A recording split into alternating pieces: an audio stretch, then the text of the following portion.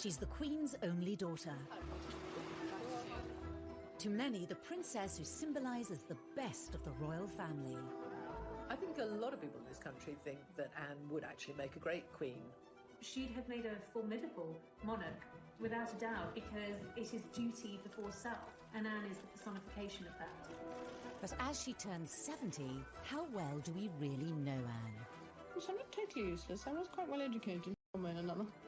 How has her relationship with her family defined her? Princess Anne was the son that Prince Philip never had. She is very much in his image. And what is she really like? She doesn't tolerate fools. She can be snappy.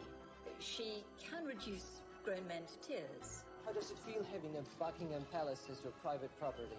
I don't know, because it isn't. She doesn't care about being popular. She doesn't care about rubbing people up the wrong way. How's the Duke of Edinburgh this morning? Do you know where I am? Same place as you. We reveal the truth behind her most memorable moments. From the dramatic... Good evening. There's been an assassination attempt on Princess Anne and Captain Mark Phillips. It was an extraordinary incident, and she handled it in the most extraordinary way. To the controversial. Divorce? Very mirror. Never been mentioned. These were love letters. There was something going on between the two of them. No, I have no comment to make on the news at all. We follow the highs and lows of an extraordinary life. She might not be about hugs and cuddles and compassion, but she is about duty and responsibility and hard work. She's still making headlines after 7 decades in the spotlight. But is she the best queen we never had? The Princess Royal.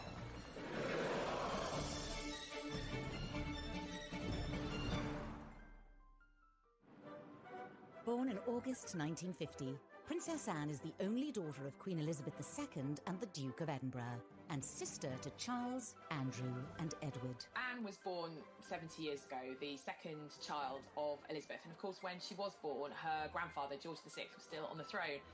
And it really was a million miles away to where society is today.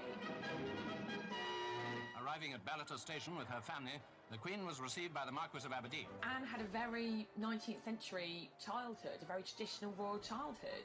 When she was born, of course, the Queen was not yet Queen. She was still Princess Elizabeth. So Anne was not born at Buckingham Palace, as many people think, but actually at Clarence House, where the then Princess Elizabeth and Prince... Older and heir to the throne, it was Anne who was assertive from a young age. Anne's always been a tomboy. She's always been the one who goes out and climbs trees and is very courageous and very confident, very willing to explore the world and find her own way in the world. In a way, perhaps that Charles has been a little more timid, shyer, more sensitive character. Anne is absolutely a chip off the old block. As a child, even though she was a couple of years younger than the Prince of Wales, she was quite happy to take him on in any kind of physical rough and tumble, and she often came out on top.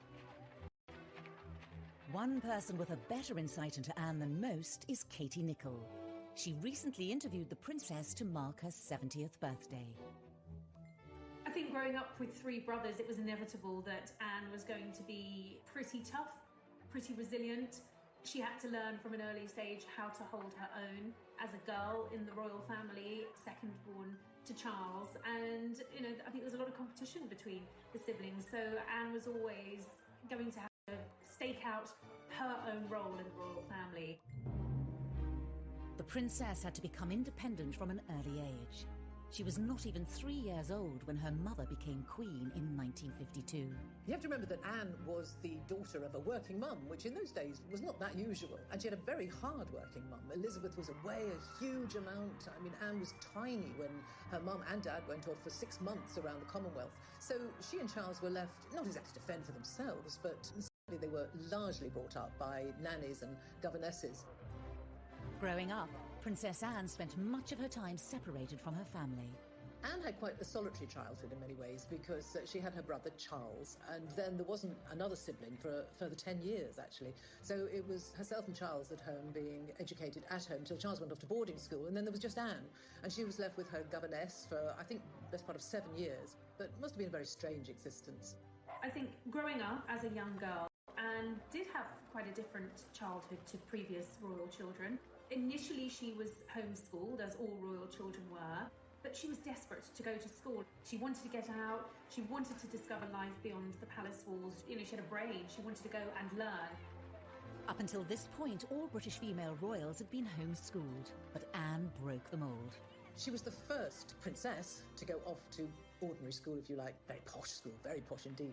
But she fitted in very well. I think she enjoyed life as a boarder at this school with other young girls to lark around with. Wasn't brilliantly academic, much more interested in sport, much more interested in horses, of course. She was an independent little girl from a very early age and, you know, to a degree, had to become quite a grown-up child quite quickly and that commitment to duty, you know, what she saw her mother do. She was the daughter of a working queen. I'm sure that has all contributed to the woman Anne grew up to be. But unlike her mother, the princess was never destined to be queen. In a way, it's quite sad because you have this amazing kind of role model in her mother who was a very strong woman, a very powerful woman, you know, back in the 50s and 60s, which was kind of post-war, when women's rights and equality was really, really starting to take off and be incredibly important. And her mother was a great role model. And in some ways, it's a shame that Anne wasn't born first. But even if she had have been first, the rules back then, the law of primogeniture back then meant that any boy, any son born to a monarch would always take precedence over his sister.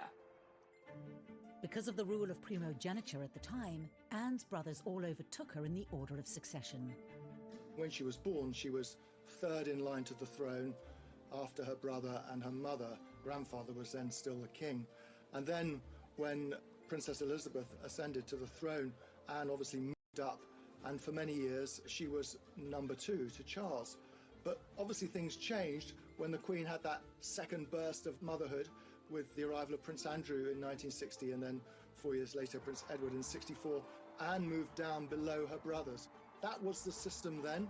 A lot of people have never been very comfortable with it, but that's how it was. And I think Anne accepted it. Princess Anne discovered that there were advantages to not being the heir. She knew that she was never destined to be queen, and it meant that she was spared a lot of the upbringing that her brothers had to go through. She was allowed a little more freedom. She was able to do what she wanted to do, wear the kind of clothes she wanted to do, see who she wanted to see. It was a degree of freedom, encouraged, I have to say, in part by her parents. Throughout her life, the princess has continued to be pushed further away from the throne. So she's now 14th in line to the throne. She slipped down behind her brothers, Edward and Andrew, their children, and then, of course, the children of Princes William and Harry. So she is currently 14th in line to the throne and therefore very unlikely to ever become queen herself. I think playing second fiddle to Charles and then being leapfrogged in line to the throne by, of course, Andrew and then Edward, and subsequently pushed further down the line of succession, I think Anne very much wanted to create a role for herself within the royal family and to really break free, particularly of Charles's shadow. She may have fallen down the line of succession, but many believe Anne is number 1 in her father's eyes. Well, it's long been rumoured that, you know, the Queen's favourite son was always Andrew, and being the only daughter, so very possibly there was some favouritism from Philip to his daughter, and I think she's always looked up to her father. We know that Charles found it difficult being the eldest son, found it difficult being Prince Philip's son, but there wasn't quite the same pressure on Anne. As she grew older, Anne's similarities to her father brought them ever closer. I've always thought that Princess Anne was the son that Prince Philip never had. She is very much in his image, and I think that is what he wanted Charles to be. And Charles was a very sensitive child who grew into a sensitive man who is emotional. Anne is none of those things. Anne is very straightforward, very blunt, calls a spade, but is also very funny. And her father is very funny. And I think they have absolutely the same sense of humour. Does the press really annoy you? Yes, I think Yes, I think it does. I think it wouldn't really be doing its job if it wasn't.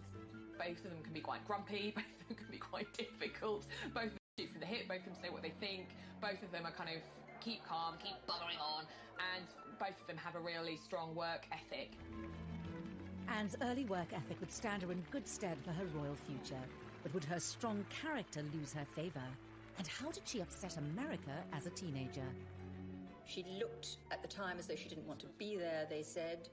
She refused to answer anyone's questions, snappily saying, "I don't give interviews." She doesn't tolerate fools. She can be snappy. She can reduce grown men to tears.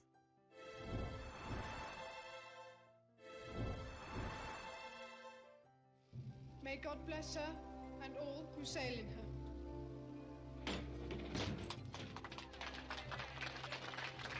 Princess Anne's incredible work ethic was evident from a young age. In 1968, aged just 18, she became a working royal.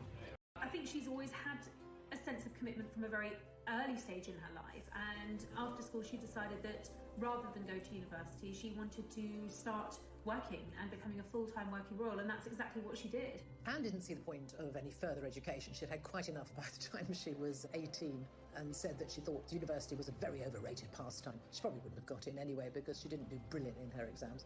I decided, after my limited school career, not to go to university. Contrary to some reports, not because I couldn't go to university, but I didn't actually want to go to university.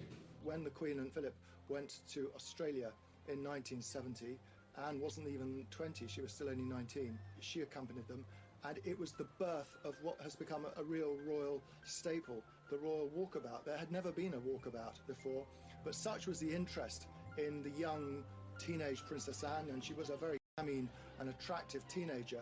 The crowds turned out in their thousands. The princess has devoted a large part of her life to official engagements and is often referred to as the hardest working royal. She always has been one of, if not the most hard-working member of the royal family. I mean, she will carry out 4 or 5 engagements in one day. She could be in Scotland in the morning, London in the evening, and she will be very well briefed on every engagement and extremely professional. She's admitted she's a workaholic. Anne is very no-nonsense, and she takes that approach to her work. She regularly tops the best-selling list in terms of her highest number of engagements. I think on an average year, she does anything from 350 to at most 500 engagements, both domestically in the UK and abroad. It's a huge workload. I remember Kevin MacLeod, who was the Canadian Secretary to the Queen, said of Anne in 2014, her credo, her belief is, keep me busy, I'm here to work, I'm here to do good things, I'm here to meet as many people as possible. Anne may work hard behind the scenes, but for many years this has been eclipsed in the media, all due to her troublesome relationship with the press.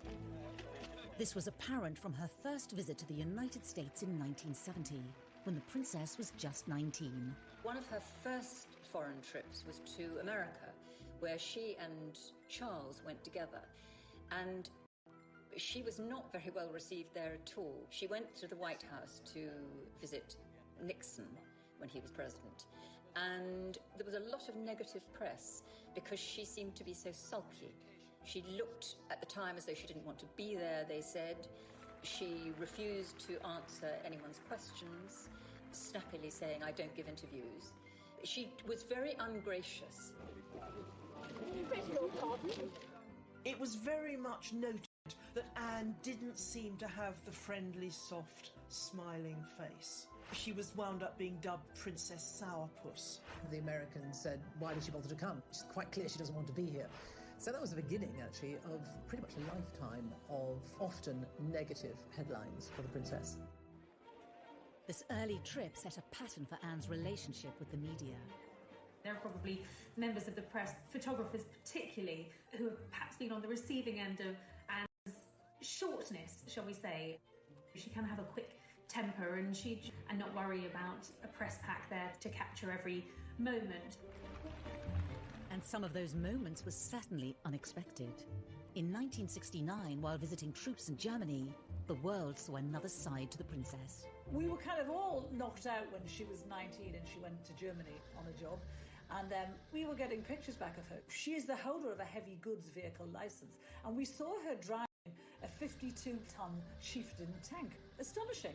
She also, on that second trip, she fired a submachine gun from the hip and got 8 bullseyes. And I think there would be lots of men looking at her in abject terror.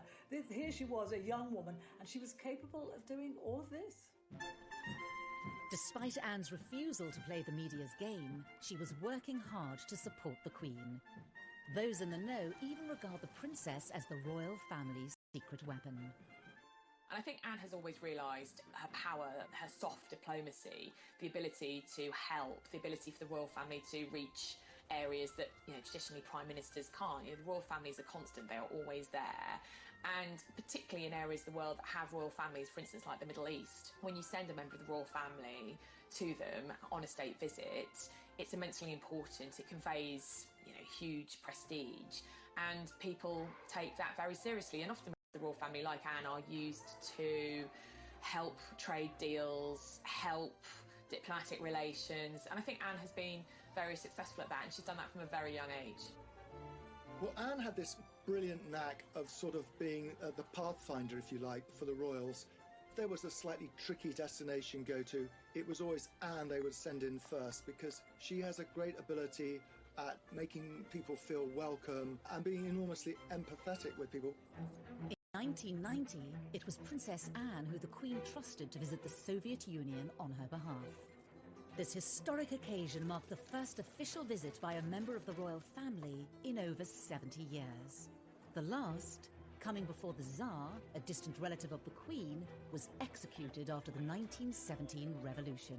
I suppose her most significant overseas trip was to Soviet Russia, as it then was, in 1990.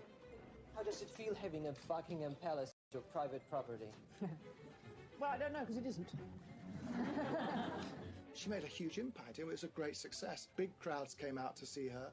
People were interested in her. And the feedback was incredibly successful and very positive for Britain. That was a massive deal in terms of the thawing of the relations between the UK and Russia. So that was a really, really important tour that Princess Anne went on to the Soviet Union, and she really paved the way for the Queen's visit. Her daughter to step in. And despite Anne's stern reputation, she may even be welcomed in place of the Queen. The Queen can be very, very shy. She's naturally quite shy on engagements, whereas Anne is far more like Philip. So if you've got Anne on an engagement, you're going to get possibly a little bit more of a relaxed engagement. Anne isn't afraid to talk, she will have banter, she will ask questions, she will engage in a way that I don't think we see the Queen do. When you watch engagements with the Queen, they tend to be very formal.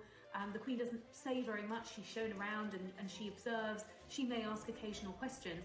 But with Anne, I found the engagements to be a lot more informal. As well as her royal duties, Princess Anne is involved with countless charities, organisations and military regiments in the UK and overseas. It's not just the public engagements. She is involved in a huge amount of charities, some 300 charities, some of which she's founded herself. She writes her own speeches. She has a very small staff. Well, Charles famously has a lot of staff looking after him. It's a big operation, being the Prince of Wales. When you look at the charities and patronages that Anne represents, you will see her interests reflected in those charities. So whether it's charities supporting the armed forces or veterans, that's a major issue for her. Carers Trust, which actually she established. Animal welfare charities, equine charities, they have a meaning to her. It's where she feels she can bring something unique and helpful in her role. She's never seen the point in being just a nominal head of an organisation, which is why she works so phenomenally hard. It would be almost impossible to go and visit every single charity and organisation she's involved with every year, but she does her damnedest to do so. She believes that if you're going to put your name to it, it needs to be more than just a name on a letterhead. You actually have to go along, see what they're doing, encourage them and bring what publicity you can to them. One charity that has always been close to Anne's heart is Save the Children, and she's willing to take great risks in order to help. If you want to improve the lot of children, then you must improve the lot of their mothers. If there is a fundamental baseline for the Save the Children Fund's work, it is working with mothers and getting mothers to be able to take a much greater part in their children's lives and in the lives of the community in which they live. I think she's very closely associated with the Save the Children Fund. She's been president for, I think, nearly 50 years now. And this has meant a very great deal to her.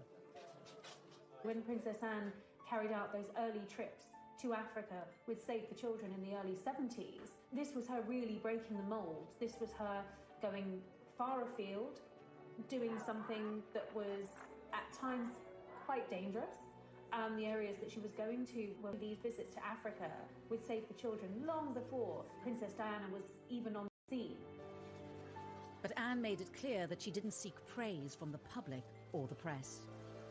She once told a friend who had been asking her about the kind of affection that Diana had from the public, the love, the adoration that Diana had, if she would want that. And she said no, she would rather have respect than affection from people that she didn't know. But again, Anne's refusal to cooperate with the press meant that much of her hard work went unrecognised. If she was off some tour raising money for an awareness for Save the Children, and Diana appeared somewhere in a low-cut dress, the newspapers would be full of stories about Diana, and Anne would find herself not getting a look in. I think that must have been very galling for her. In the early days, I used to wonder why she didn't force herself to have a better relationship with the press. She clearly had no time for us at all, and she thought we were a nuisance. Such a shame, because whenever we used to write about her, it wasn't about the worthy work that she'd done. It was because she'd lost her temper somewhere, she'd sworn at someone, or because she was wearing ridiculous clothes. She got a really hard time from Fleet Street in the 80s and the 90s. They thought that she treated the press with disdain, she wouldn't talk to them, she ignored them, she wouldn't smile for them. And in return, they gave her a really hard time because, in their view, she didn't give an inch. For many journalists of that time, Anne wasn't helping her own cause. She wanted to be appreciated for what she'd done. She got across that Diana was more appreciated than her, and yet she did nothing to facilitate that. But this all changed in 1982, when the press followed Anne on one of her trips to Africa with Save the Children. They went in an attempt to get a story about her love life, but after realising she wasn't going to talk, they started to take note of her work and were surprised at what they saw. There was one particular tour where she went to Africa, and the photographers, the press pack, were with her as well for all that time. It was probably weeks. And she was visiting refugee camps in Africa. The press didn't really want to go along with her, but they did in 1982 go to Africa with her. And there they saw a princess who was utterly prepared to get down and dirty, really getting down to work, dressed, in jeans and a shirt and probably a headscarf, in dusty, hot, sweaty Africa, going into slums, the way we're not used to seeing a princess at all. And the tone changed, and suddenly there were positive headlines, and the good headlines such as she had not had at all before. And I think people began to appreciate that we had a very hard-working princess there who would travel the world and not stand on airs and graces. With a new understanding of her work behind closed doors, She doesn't tolerate fools. She can be snappy. She can snap at Lord Lieutenants, for instance, who are trying to keep her to a timetable. She can reduce grown men to tears. She's very like her father in that respect. And she is a very, very hard worker and wonderful at what she does. Very straight. She is what she is. And she's always said, actually, I've got to be true to myself. I am what I am. And that is a slightly haughty, imperious at times princess, but someone not at all snobbish, and someone with a common touch, albeit a common touch that often involves wearing white gloves. But, you can't take it away from her. She is a hard-working royal. But it's not only Anne's Olympic work ethic that has astounded the public. She's had a whole other career with highs. We had a world-class sportswoman as a working royal, and that's quite unusual. And lows. It's pretty humiliating to be seen covered in mud and water and scrambling after your pony.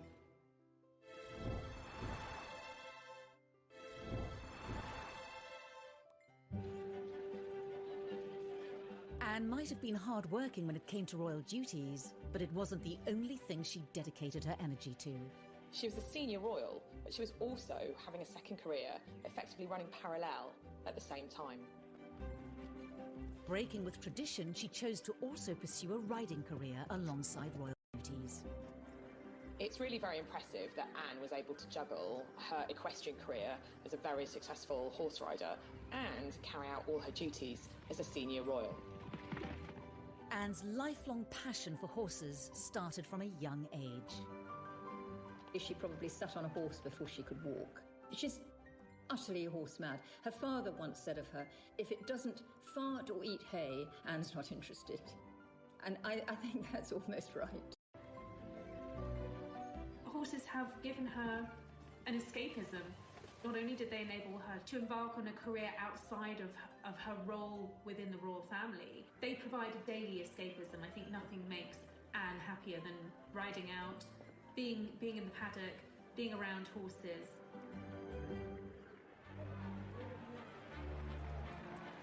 Horse eventing has long been considered a risky sport. Go, go, go, go, go. And Anne's royal title did not give her any immunity to the dangers. Anne narrowly escaped serious injury following a bad fall whilst competing in Dorset. The ground and the horse came over on top and rolled on top. She was unconscious when I got there. It was later learned that Princess Anne had cracked a vertebra.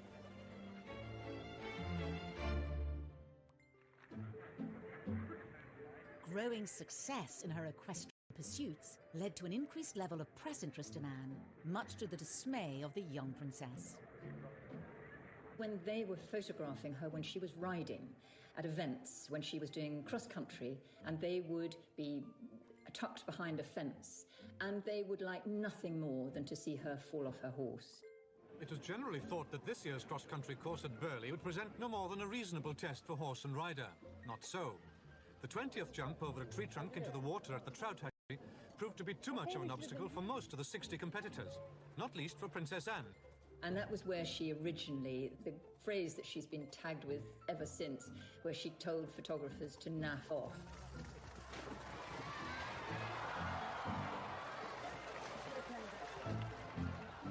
Anna's always spoken her mind, and she can be quite abrupt. It wasn't really naff off. Her language can be quite fruity. She hated the intrusion of the press, as she saw it, when she was trying to concentrate on riding. I mean, it's pretty humiliating to be seen covered in mud and water and scrambling after your pony. But she'd always get back on straight away, even after some of the worst tumbles. Anne's stoic attitude, however, won her admiration.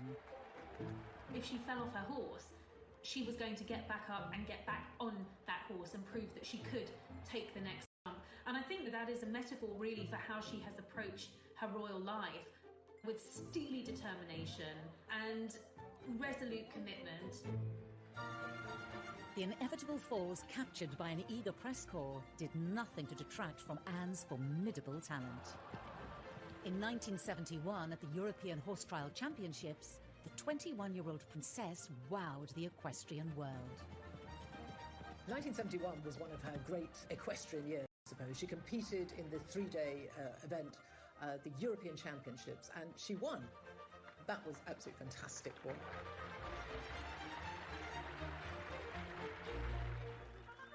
And sporting success allowed the public to see a different side of the princess. She was voted the BBC's Sports Personality of the Year, which is always one of the greatest accolades you can have as an athlete, as a sports person. So there, in front of hundreds of other top people in their sports, she was fated as the top woman. It was a way of actually Personality of the Year. Probably, in many ways, made Anne more relatable to the British public than she ever had been. Princess Anne's riding career reached its peak when in 1976, Anne was chosen to represent her country on the biggest sporting stage possible. Anne took part in the 1956 Olympics in Montreal as a member of the British team, riding the Queen's horse, Goodwill, in the eventing category. Competing in the Olympics, which I suppose was the biggest moment of her equestrian career, didn't go absolutely brilliantly, unfortunately. It was a team event and we didn't win, didn't even get a medal, but they were there and they did compete. This was the first time ever that a member of the royal family competed in the Olympic Games, and it was a huge achievement. She earned a great deal of praise and admiration, both in the world of sport, but generally, nationally. We had a world-class sportswoman as a working royal, and that's quite unusual. Anne's achievements earned her the presidency of the British Olympic Association and a lifelong involvement. I think one of Anne's greatest successes in terms of British sporting history was bringing the Olympic Games to London in 2012. The Princess Royal led the well-known delegation, carefully carrying the flame inside a miner's lamp. Sebastian Coe has said that we actually owe her a bigger debt than most of us realise for having secured the London Olympics in 2012. Once again, she showed this character. If she believes in something and she takes it on, she will give 100% and more. The 2012 Games are on. She went to pretty much every event she possibly could during the 2012 Olympic Games in London and around the UK, and really was the figurehead. Anne's dedication and leadership aside, the Olympic Games were also associated with a more personal moment in the princess's life. While at the Mexican Olympics in 1968, a young Princess Anne was introduced to a fellow rider and Olympian, Mark Phillips. Anne's pursuit of equestrian excellence didn't just kind of lead her to professional glory, it also led to her personal happiness as well. It was through the mutual love of horses that she met her first husband, Captain Mark Phillips, a lieutenant in the 1st Queen's Dragoons Guard. Of course, in her world of horses, Anne met quite a lot of dashing young men. She went out with quite a few of them. She went out actually with Andrew Parker as well, quite incidentally. But she was very keen on him. Her eyes finally set on Mudd as an equestrian athlete. Everyone, I suppose, was looking for the princess to find a suitable husband, someone maybe from a foreign royal family, someone of a similar background, a prince who might be knocking around somewhere in the world. But she wasn't having any of that. She was determined to marry whoever she fell in love with. And the man she fell in love with was Mark Phillips. Determined that their courtship remained private, Anne was careful to keep her blossoming relationship from the press. We found out that she used to ferry Mark around in a horse box to secret locations so they could be together without anyone seeing. Well, there was, I think, an inherent distrust of the press on Anne's part. So when she did get engaged to Captain Mark Phillips, she made a point of outfoxing the media. Has it been a great strain keeping it secret and indeed keeping it away from people like ourselves? I think it has, yes, it became rather restrained. It did annoy the press a great deal because at that time the rumours were knocking around that she was going to engage, she was engaged, she was going to get engaged to Mark Phillips, and the palace denied it. And the day after they denied it, the engagement was announced, which annoyed the press a great deal. The engagement was formally announced on the 29th of May 1973, with the wedding to take place in the November. A royal wedding fit for a princess. And a shocking kidnap attempt.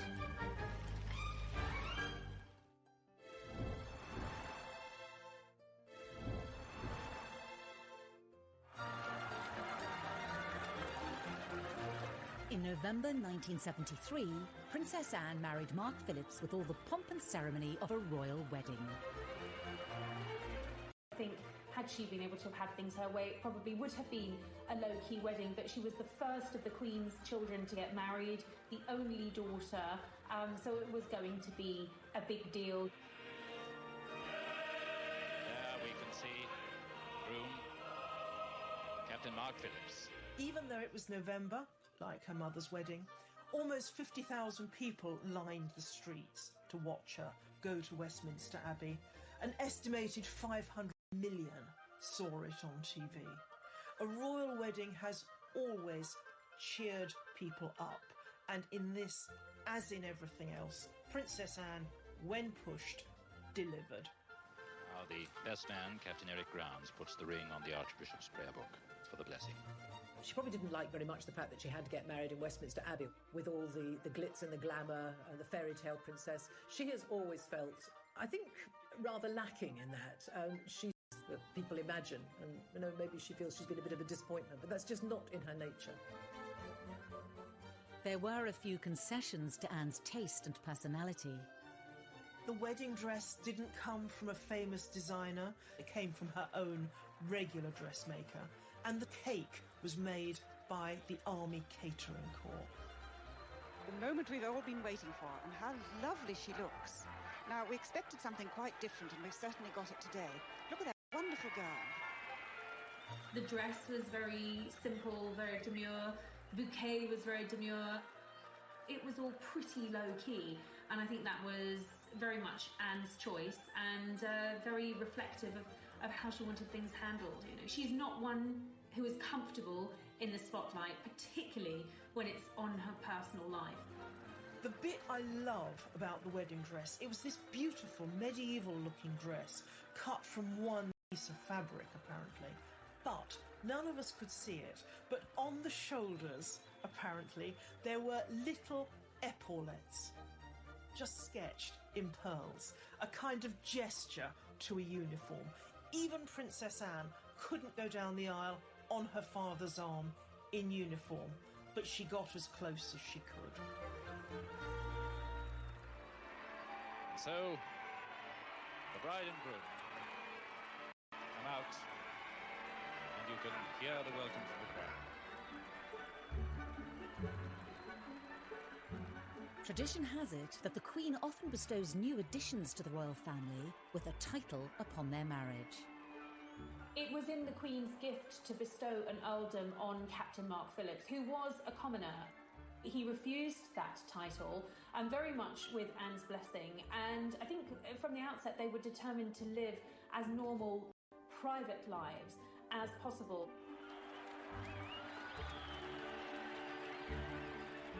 It looks as if that was partly a way of saying that Mark Phillips himself did not really want to take rank within the royal establishment. She grew up with possibly what was the burden of having a title. She had by this stage moved down the line of succession. She would have known that any children that she and Mark Phillips had would, without a title, perhaps have a better opportunity at having normal lives, the chance to create independent lives of the royal family and to be their own people. The newlyweds were barely able to enjoy the first months of married life before their peace was shattered when Princess Anne and her new husband were the target of Princess Anne and Captain Phillips. Perhaps one of the most defining moments in Princess Anne's life was when somebody attempted to kidnap her. They escaped, but 4 people were hit, 1 seriously. Good evening. There's been an assassination attempt on Princess Anne and Captain Mark Phillips. Their car was forced to stop by a Ford Escort on the Mall. The driver of the Escort, Ian Ball, jumped out and began firing a pistol at Princess Anne and hurt police protection officer. He shot several people, including Anne's police protection officer, who immediately got out of the car to confront him, and he shot her chauffeur. Amateur boxer Ronnie Russell was passing as the incident was unfolding. And I see a police officer coming over from the Queen Mother's house towards the car, and I thought, that's it. It's all over now. That's the police. It's done and done with. There'll be no more now. And then as he arrived at the car, I saw the bloke just turn around and shoot him. I mean, you can't do that. We don't stand for that. You ain't getting away with that. So I struck him at the back part of the head. He just turned and fired at me. That missed me, went through the windscreen of a taxi coming down the Mall.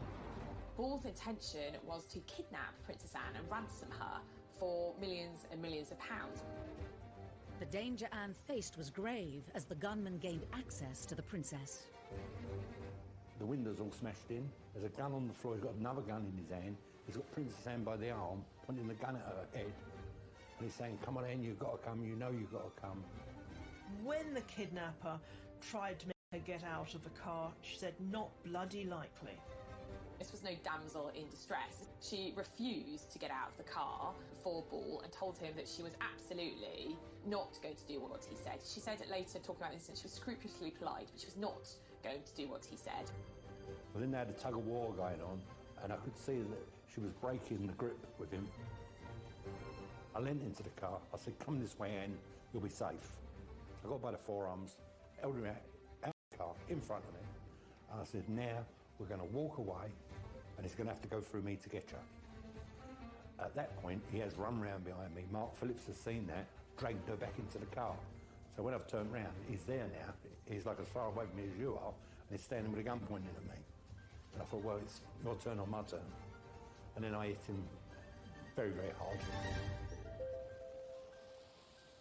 Thankfully, the incident was brought under control by the arrival of the police on the scene. It was an extraordinary incident, and she handled it in the most extraordinary way. And the next day, she was back on duty, working as if nothing had happened. Just the same kind of attitude as if she'd just fallen off a horse, that he'd been terrified. That gives you some insight into the princess's pretty tough, steely and unflappable nature. And even when she's being threatened and at gunpoint, she doesn't actually lose her cool. It's another way in which she almost echoes her mother, because with her mother there had been that apparently shot fired at her at the Trooping the Colour ceremony, and the Queen just steadied her horse Burma and went on. And in much the same way, Princess Anne kept on trucking. Later on, her father, the Duke of Edinburgh, said that if the kidnapper had got away with Princess Anne, poor him, she'd have really made him sorry for it. And I think we all like that about Princess Anne. Following the foiled kidnap attempt, the royal couple went back to life as normal. Princess Anne and Captain Mark Phillips welcomed their first child, Peter, in 1977, followed by their daughter Zara in 1981. Both children were raised without royal titles and away from the royal spotlight. Zara has said on many occasions that not having a title gave her enormous freedom. That's what Anne wanted. She wanted her daughter to be a normal teenager and to get into the kind of scrapes the teenager did. And Zara absolutely has gone her own way. Peter and Zara are incredibly down to earth. You know, they don't even speak in the same way as many senior royals. You know, there's nothing pompous about them at all. I think they're great young people. Princess Anne's vision for her children was to pay off when in 2012 she awarded her own daughter a silver medal at the London Olympics. Princess Anne's insistence that her children be shielded from the demands of a royal title was a position not shared by all her siblings. Andrew rather pompously has insisted on full status for his girls, who are both princesses, and Edward's children too do have titles. So she's very different on that. Andrew has always felt that his girls should be senior members of the royal family, be treated as such, and have titles to go along with that. I think this shows a difference in attitude between the siblings. Anne is a no-nonsense, get-on-with-it sort of woman. She is royal, she has the titles, and she does the work. But she's not someone who takes herself too seriously. Andrew, her brother, I think, feels very entitled. He wants the adulation. And I don't think she does. Prescient decision. We know that Prince Charles wants the future ahead to be a slimmed down royal family. Not too many extraneous members of the monarchy. But Princess Anne was there decades before him. Anne may have been notoriously private, but eventually details of her private life did spill out into the open. Rumours swirled of issues within Anne's marriage. Never been mentioned by anybody. And leaked letters suggested a third party's involvement. No, I have no comment to make on the news at all.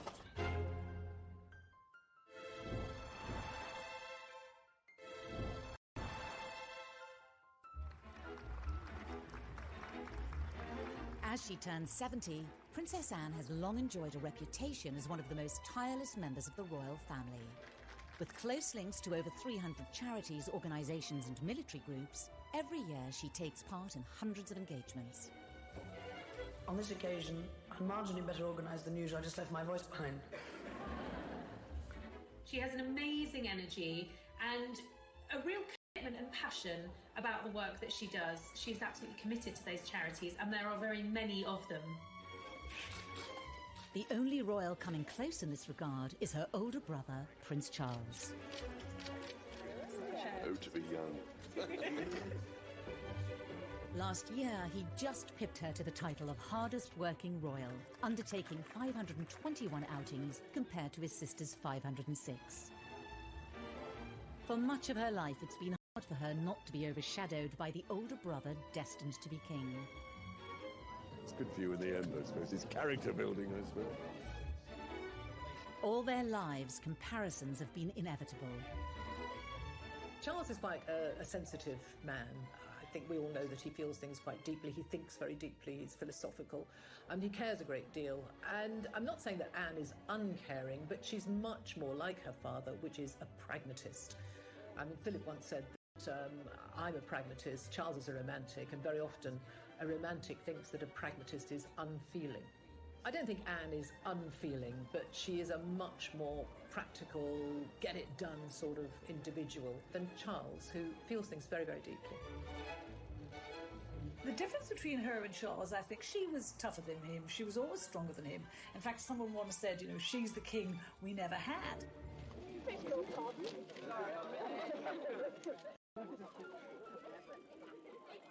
But Anne hasn't only found herself being compared to Charles. In the 1980s, when he married Diana, it had been like never before. From where she sat, here was a woman who had worked incredibly hard all of her royal life. And she saw Diana and Fergie come into the scene, and they were splashed over the papers every day, not always for the hard work they'd done, often for their antics and their silliness and their messing about. And Anne was upset about that. She had started her charitable life with Save the Children. Diana worked for the Red Cross.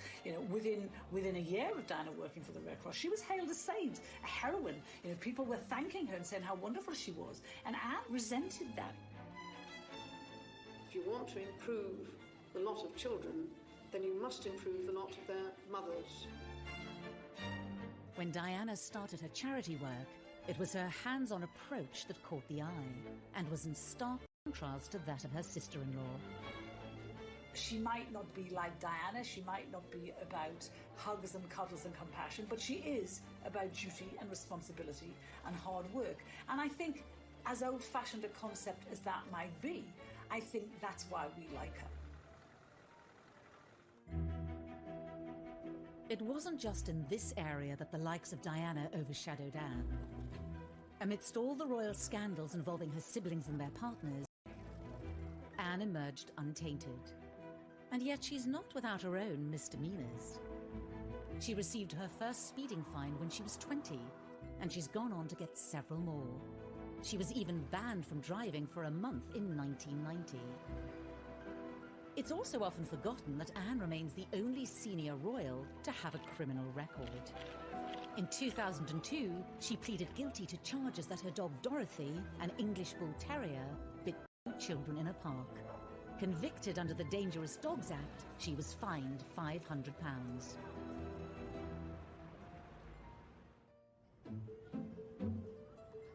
In 1989, Anne was again the victim of a crime when private letters were stolen from her briefcase in Buckingham Palace. Ultimately, they revealed her own romantic indiscretions, while still married to Mark Phillips. Alone today at her Gloucestershire home, Gatwick Park, the Princess Royal has said nothing about the letters stolen from Buckingham Palace. No one quite knew what to make of it, but it transpired very quickly.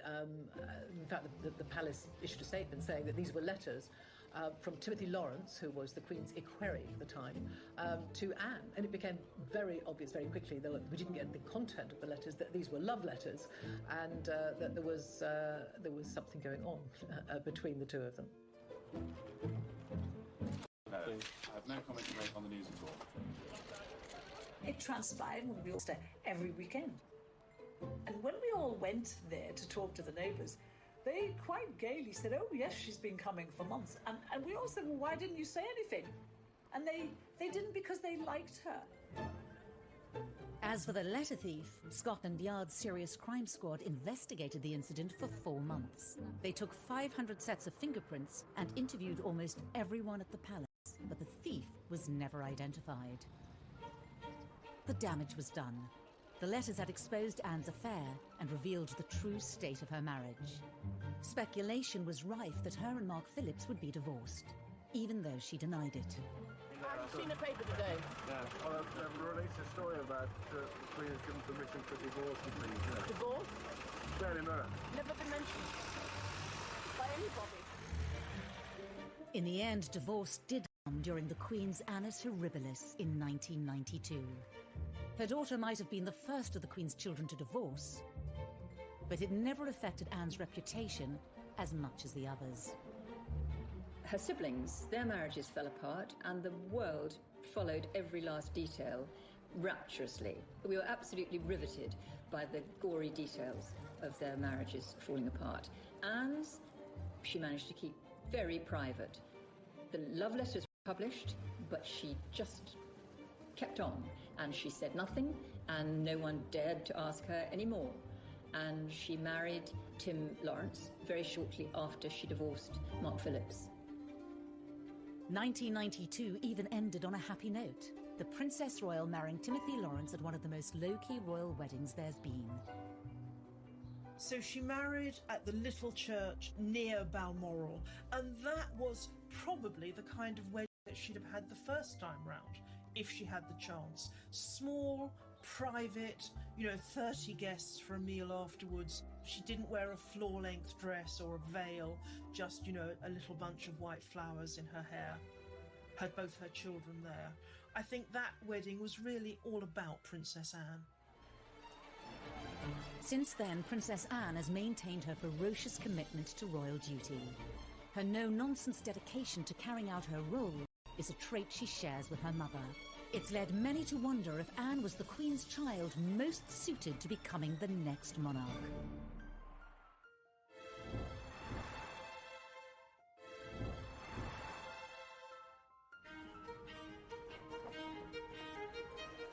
At 70, Princess Anne is as energetic in her commitment to the royal family as ever.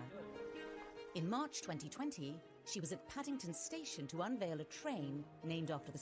Here, wearing this uniform, which is one of the only things I share with Odette, but to represent First Aid Nursing Yeomanry. I think Princess Anne is a great ambassador for the United Kingdom. I think we've all come to feel that she reflects a lot of what is best about British royalty. The naming of this intercity express train. To many, Anne has all the qualities needed to have been a great queen.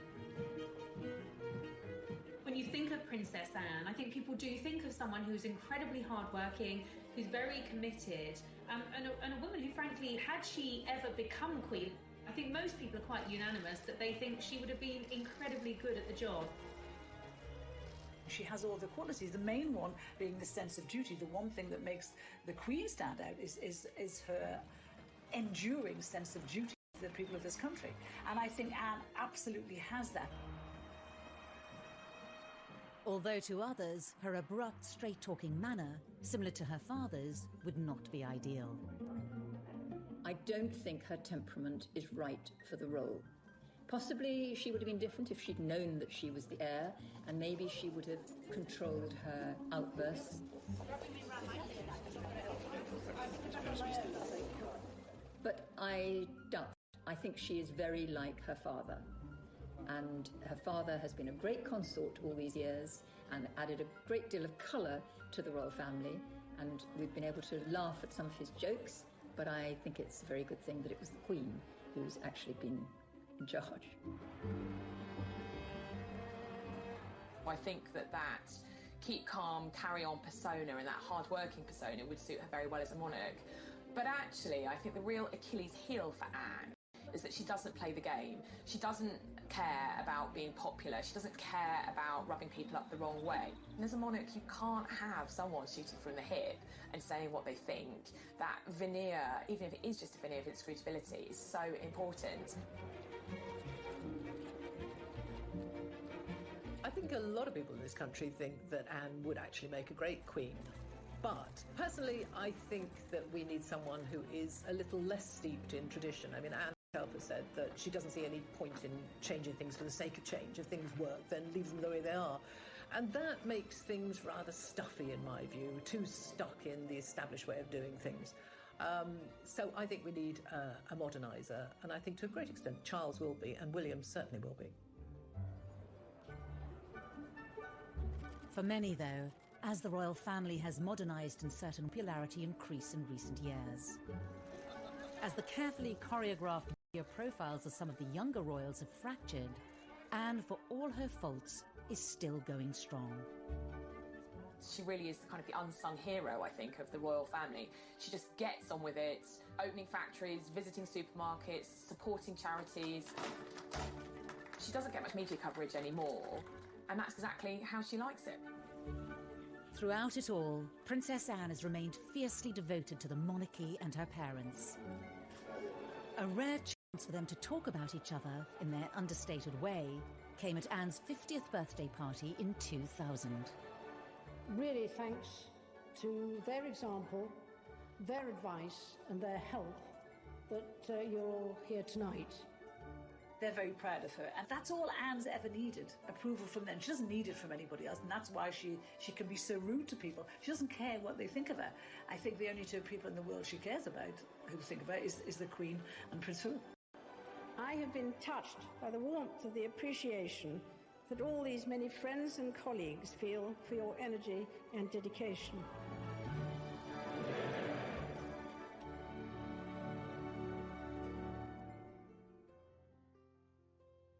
In the last year, a rise in popularity for Anne has certainly been helped by a standout portrayal in the TV series The Crown as the family's most unpretentious royal. I rather wish you would like that with me. It would suggest I have significance. Trust me, you wouldn't like it in reality. I would. I'd bully her right back. Fancy swapping then? Fancy being the heir? Not if it means going to Wales.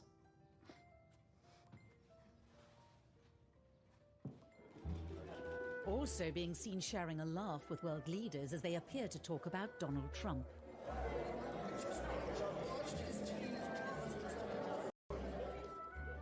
And shrugging at her mother like all children might do, whatever their age. I think actually as she's got older, those kinds of moments now, those bits of her personality make her more popular with the general public. And I think her being not first in line to the throne has enabled her to be more herself, to be more true to herself, and to carve out a really kind of different role for herself. A striking image of the princess in her youth featured on the cover of May's edition of Vanity Fair. And in a revealing interview to mark her 70th birthday, she said it's about serving, and credited her parents for influencing her work ethic. She also warned the younger members of the family against reinventing the wheel when it comes to don't forget the basics. Something she says she intends to do for many more years to come. I think she probably won't ever slow down. I think she's like the Queen in that respect, that, you know, she will just keep ploughing on as long as she's able. She's a great grandma, she loves her grandchildren, but she also loves her work. It is really what she's been born to do, I think she feels, so she'll carry on. She gets a lot out of it, as well as putting a great deal into it. So it is my very great pleasure that I present on behalf of Her Majesty the letters patent to the town of Wootton Bassett. She simply sees her role in life as to serve, and in that respect, she really is the replica of both her mother and her father. For the princess, whose motto is "you just get on with it," the future will be more of the same. As Anne turns 70, for many she's a national treasure and possibly the best monarch we never had. However, even as she's held up as a paragon of straightforwardness, she's a more complex royal than we think. What you think of Princess Anne almost depends at what moment you clocked her. Did you first think of her as a kind of romantic young princess? Or did you think of her as this really rather grumpy, tetchy figure, very much like her father? Oh, Alice, how's the Duke of Edinburgh this morning? Oh, dear. You know where I am? Same place as you. Or if you're only really thinking about her now, maybe the wheel has turned full circle, and you are thinking of her as someone who represents the best of the old-style monarchy. But in another, she was quite forward-thinking, not giving her children titles, making a life for herself outside of royalty, way before anybody else. Well, I'm not totally useless. I was quite well educated, one way or another.